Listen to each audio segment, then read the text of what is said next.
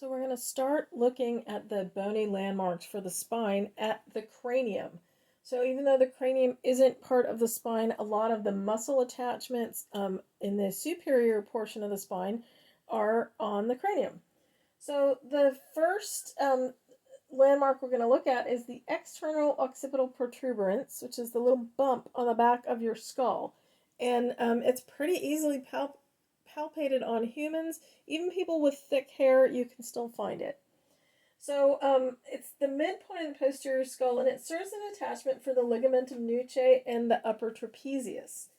The superior nuchal line is the ridge of bone that extends laterally from the occipital protuberance to the mastoid process. So this is the occipital protuberance. This is the mastoid process. So it's this line extending laterally. Okay, the mastoid process is right here, and it serves as a cranial attachment for numerous muscles of the head and neck. So pretty important, really easily palpable directly behind the ear. Okay. So the inferior nuchal line is near the base of the skull. It provides attachments for a lot of different muscles and ligaments in the posterior cervical region. It's a little harder to see on this skeleton, but you can see it about right here. It's below the superior nuchal line. Kind of makes sense, the inferior nuchal line. It is hard to palpate on a human being because our suboccipital muscles are covering it up.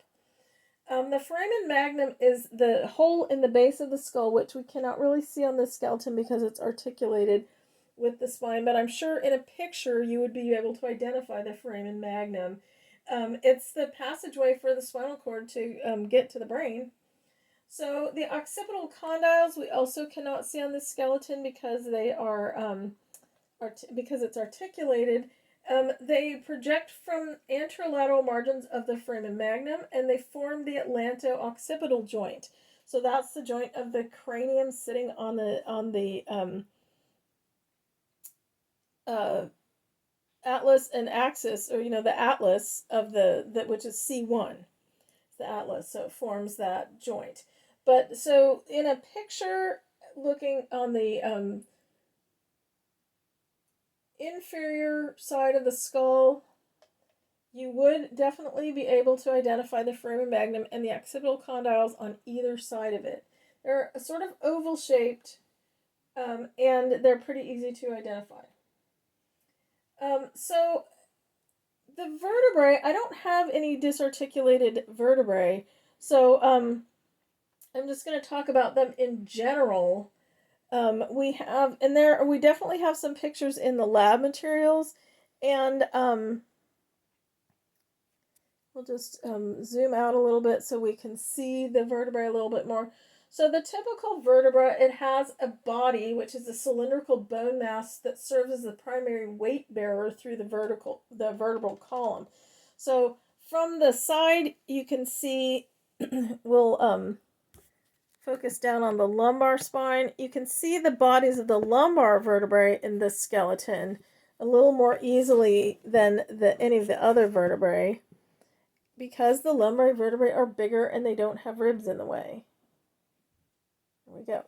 So the bodies of the lumbar vertebrae you can see from the side here.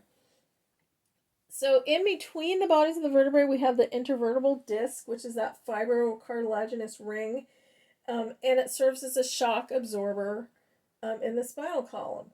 The joint formed between two vertebral bodies and the interposed intervertebral disc is called the interbody joint. So all that together is the interbody joint. The vertebral canal is the hole through which the spinal cord runs.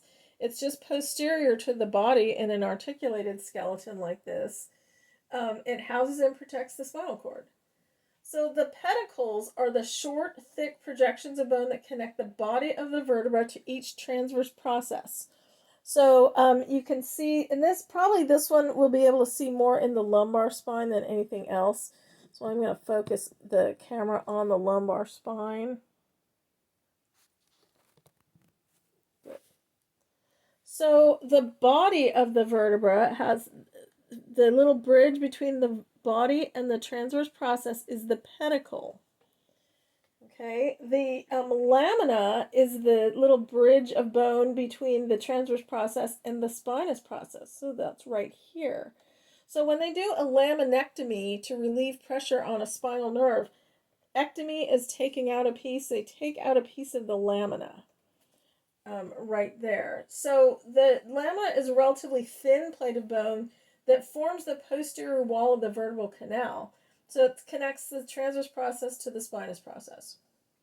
So if you think about it, going around the ring, it goes from the body to the pedicle, to the transverse process, to the lamina, to the spinous process, to the lamina on the other side, to the other transverse process, to the other pedicle, and back to the body.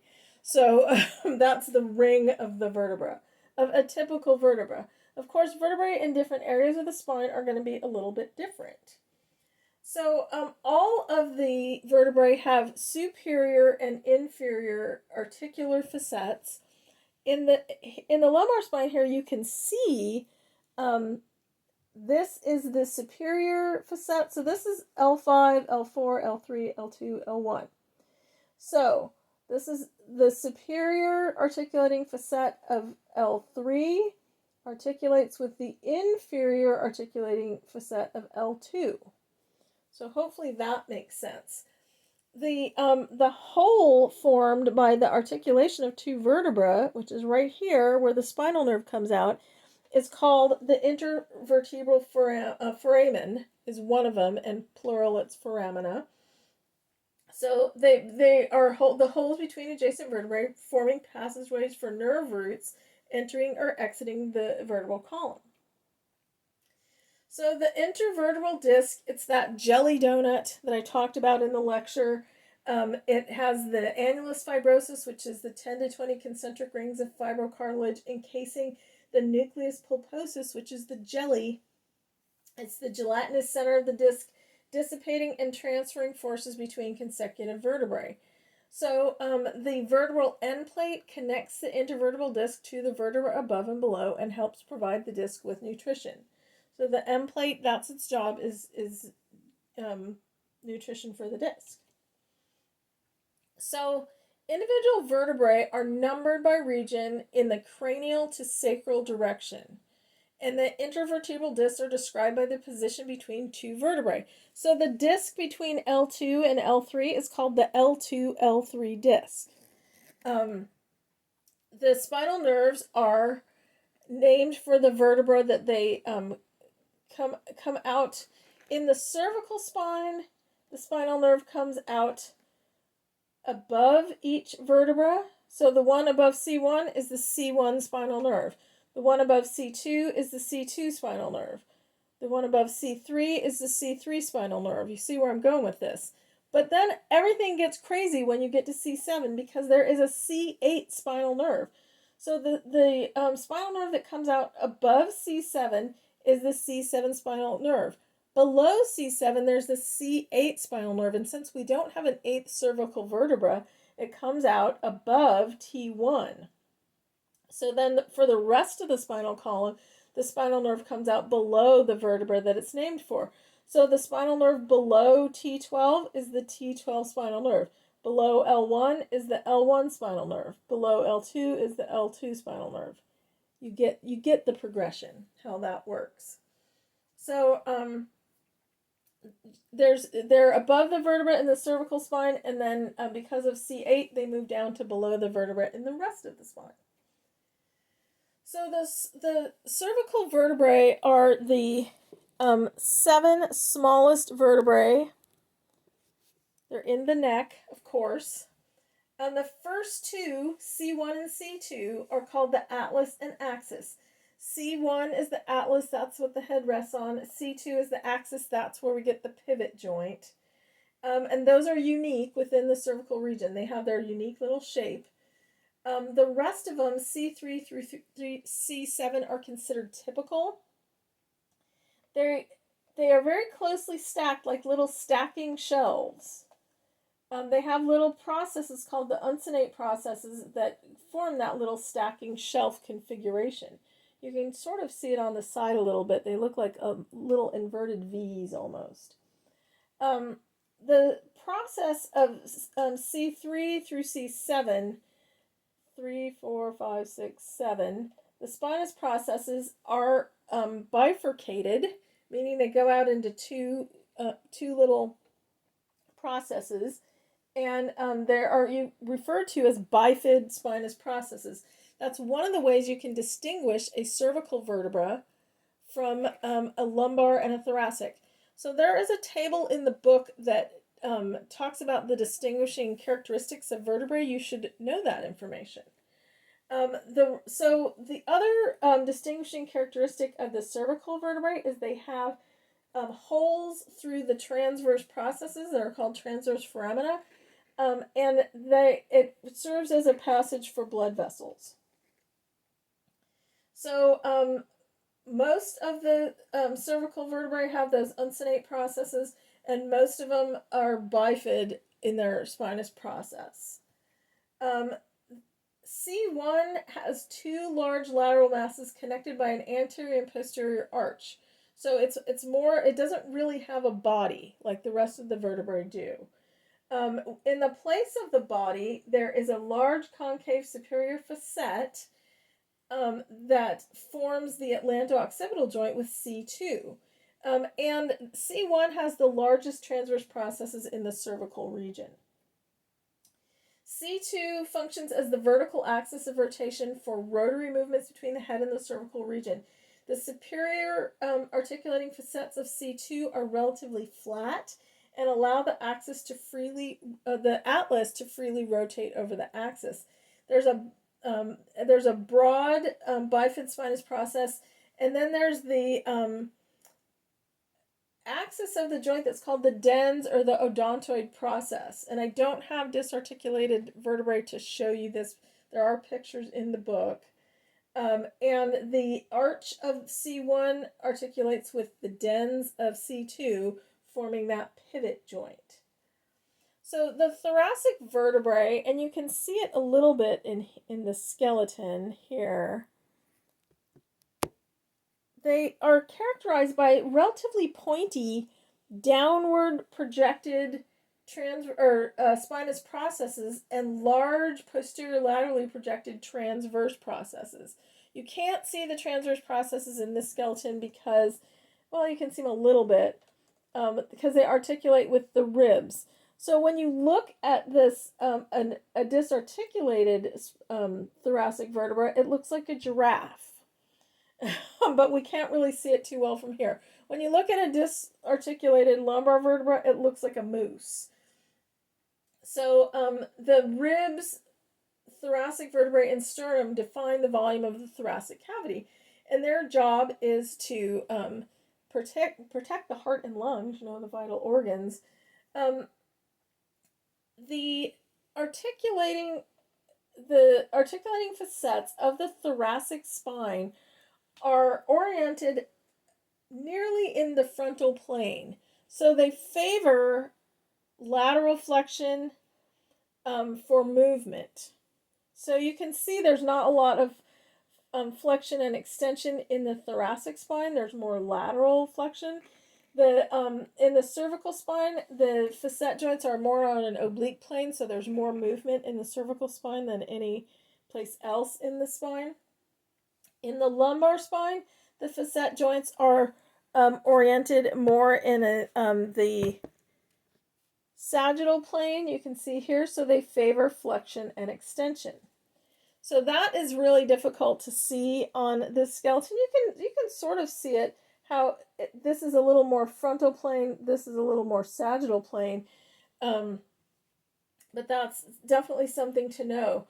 The lumbar vertebrae are big, wide bodies, so you can see that in this skeleton when looking at it from the side. The lumbar bodies are bigger than the thoracic bodies. The spinous process is a blunt, squarish looking spinous process. And the facet joints are located close to the sagittal plane. They transition towards the frontal plane in the lower regions. If I were to give you a couple of vertebrae and said identify those, the lower thoracic ones look a lot like lumbar ones, and the lower The upper thoracic ones look a lot like cervical ones, except they don't have transverse foramina. But I would try to give you one that was more in the middle, that was a typical vertebra of that group, to make it a little bit easier. But take a look at that chart in the book that distinguishes the features of the individual vertebrae.